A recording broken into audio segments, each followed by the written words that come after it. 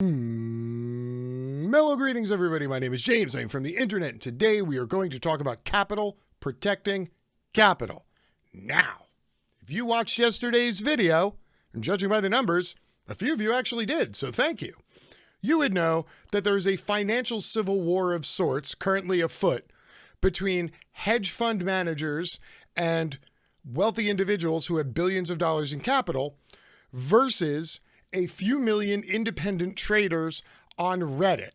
What I'm going to do is I'm going to review something very quickly just to set you up in case you didn't watch yesterday's video, and then I'm going to give you an update as to how things stand the next day. So over the last few months, a handful of independent traders who hang out on Reddit have been researching debt and buy loads for different stocks. And they figured out that GameStop, which is a company that has been circling the drain, especially with the COVID close downs accelerating that sort of thing, hedge fund managers had bet literally billions and billions of dollars against them losing, and then were pushing to dig them into the grave quicker so they could get all that money back out and throw it into something else. And what they decided was, if all of these independent people got together, more independent people who aren't professional traders, who don't have brokers, to all start buying up the GameStop stock, they would get it up high enough that the hedge fund people would lose billions of dollars on their bet. And everybody was rejoicing last night. Yeah, the little man. They drove an essentially dead stock all the way up over $300 a share. And it looked like the people who invested in the short were going to lose somewhere in the neighborhood of $8 to $9 billion. Now, these same people had also identified other stocks that were being heavily leveraged, and thus buying the stock would put other hedge funds in the same position of being squeezed. Among those were BlackBerry, AMC Theaters, Bed Bath & Beyond, and a few other stocks. So now you're up to speed. This morning, I woke up, I went to go check on what I had. Yeah, I had a few stonks set away. And this is what my Robinhood app looked like. The Robinhood is one of many trading apps. It just happens to be, quote, more independent and allows small traders to buy small portions of stocks. So you don't have to be somebody who has hundreds of thousands of dollars or tens of thousands of dollars, and you have a brokerage and all that. They've made trading very accessible to people over the last 10 years because it's a great way to just leech more money out of the working class, especially people who don't understand stocks and finances. Now, I thought I would look into some AMC to put with my BlackBerry stocks that I already had. I was able to look at this. Hey, look at that. I could buy some stocks. That's great, right? So I logged in. Well, even though the stock was there, I was no longer able to buy it. And I found that kind of confusing. Stock's not supported. What happened? So I went and I checked some of my other accounts.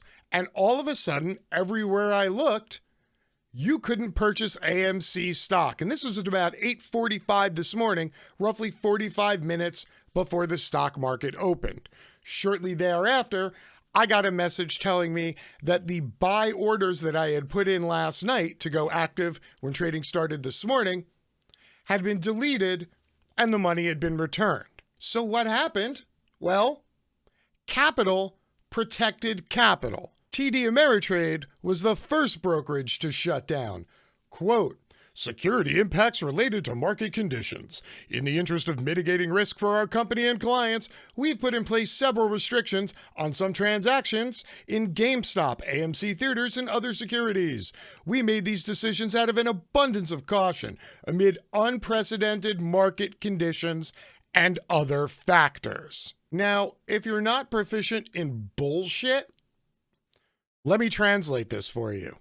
This means too many of you poor people were fucking up the plan, and the really, really wealthy people have decided that it's in the best interests of them to not allow you to fuck with their plan. Don't worry, it's just temporary, until things calm down. i.e., until there are fewer external forces, i.e., independent traders, fucking with the plan of the wealthy people to continue their slow, arduous climb of the highly inflated stonk market. After TD Ameritrade put this out, other companies jumped on in finally notifying the public half an hour before the markets were supposed to open that none of them were going to be open for business to you for the business you might want to do. Robinhood, Ameritrade, and Schwab all halt trading of stock. We all knew places like TD Ameritrade and Schwab would halt GameStop stock, but did anybody have Robinhood mucking up the Wall Street greatness for Reddit outsiders? Joining others, such as Wells Fargo, numerous stock exchange places, and the like have decided to avoid allowing people to snag up stock for GameStop and other weirdo penny stocks like Blockbuster because reasons. FYI, yesterday, Blockbuster, which is essentially a non-existent stock, at this point, the only reason it exists is it's like 3 people in an office somewhere, and they license out the old Blockbuster logo for stuff like Stranger Things. So they make a little bit of licensing money, but that's about it. I think there's one Blockbuster store left in America, and it's more of a lark than anything else. Yet, yesterday, Blockbuster went up like 780%. It went up from 0.00 cents a stock to like 0.20 cents a stock. But even that was too much. And all the hedge fund people and the people with billions of dollars were like, we're going to need to shut this down for a day or two. Just let everything calm back down. The kicker here is Robinhood, an application used by many to do some trading, acting very much the opposite of how Robinhood would act in this situation, also stomping out hopeful users' abilities at being able to snag up some GameStop, AMC, and other newly upped in value stocks. I was actually in the Wall Street Bets Reddit this morning, and I'm not going to lie, people were somewhere between panicked and pissed off. Literally thousands of people. I'm locked out of my stock. My buy order got returned. I can't pick up anymore. Now again, this entire gambit was based on buying a shit ton of a single stock that was being leveraged and to continue driving the price of it up. And by closing everybody out of the market this morning, it ensured that most of these people couldn't buy any more stock, and that other people who had stock that they were moving around could now not get in to change the position of their stock. This was not random. This was not accidental. This was planned by a handful of very wealthy people and or institutions who decided that while yesterday was cute, playtime is now over. This is the message that I got from Robinhood in my own message box. Our mission at Robinhood is to democratize finance for all. We're proud to have created a platform that has helped everyday people from all backgrounds shape their financial futures and invest in the long term. We continuously monitor the markets and make changes where necessary. In light of recent volatility, we're restricting transactions for certain securities, including AMC, BlackBerry, Bed Bath & Beyond, GameStop, and the rest of the stocks that were already identified as being heavily leveraged for short sells by a handful of billionaire hedge fund managers. Amid significant market volatility, it's important as ever that we help customers stay informed. That's why we're committed to providing people with educational resources. That's right. This trading app doesn't want you to be able to trade. It wants you right now at the moment of opportunity to step back, take a deep breath, and read some educational marketing material, ignoring the fact that all of these short sells are going to expire at 1 p.m. on Friday.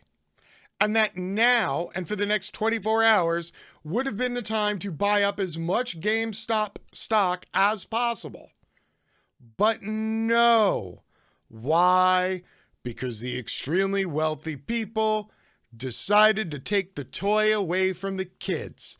Don't worry, just temporary. And then to drive home the point, the CEO of NASDAQ came out and said they were monitoring the situation very carefully and that if necessary, they would actually stop trading. NASDAQ Chief Executive Officer Adina Freeman said that the U.S. exchange would halt trading in a stock if they matched unusual activity with social media chatter. Friedman's comments came after a sharp rally in 2 stocks listed on the New York Stock Exchange video game retailer GameStop, and movie theater chain AMC. Speaking to CNBC, she said NASDAQ had the technology to evaluate social media chatter. Quote, if we see a significant rise in the chatter on social media channels, and we also match that up against unusual trading activity, we will potentially halt that stock to allow ourselves to investigate the situation, to engage with the company, and give investors a chance to recalibrate their positions. Now, there have been news channel finance reports and people who have independent finance channels, investor newsletters, magazines. They've been around for decades. And in all of them, invariably, there's one person or a group of people with a call to say, buy, buy, buy, or sell, sell, sell, or this is the hot stock, this is what you need to buy. And then everybody goes out and they buy the stock, causing, I don't know, an increase in volatility. However, that never gets stuff shut down. Only this is getting stuff shut down because the wrong people are having control of the markets and the wrong people were poised to profit. This is capital, protecting capital. So how did this all add up? People being locked out of their ability to buy stocks or change their positions? Warnings from market chiefs that platforms would be shut down if they saw people on social media talking about buying too many of a stock?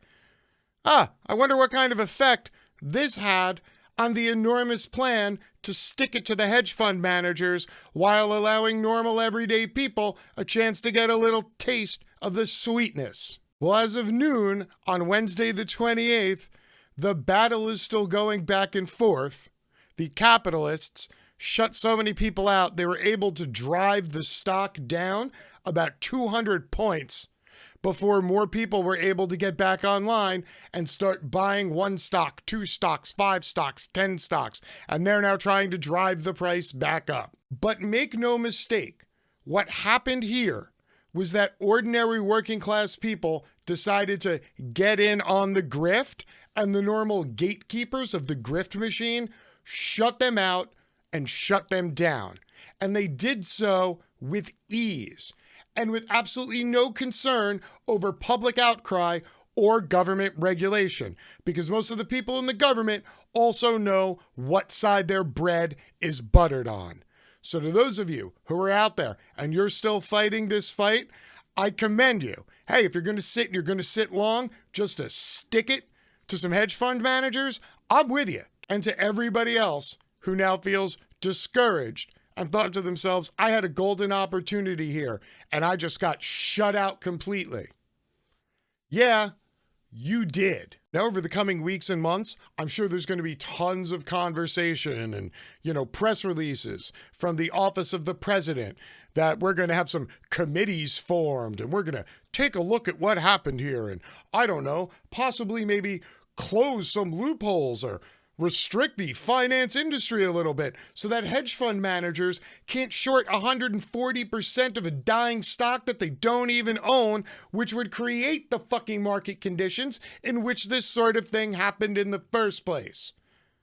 But no, don't expect that kind of change. The only thing that's going to change is your ability to influence the market. Why? Because it's not your place. Your place is out in the fields with the other serfs. So grab your rake and get to planting, because all these wealthy stockholders, they're hungry and they're going to need lunch. Chop, chop, get to it. Until next time, my name is James. I'm from the internet and I'm out. Peace.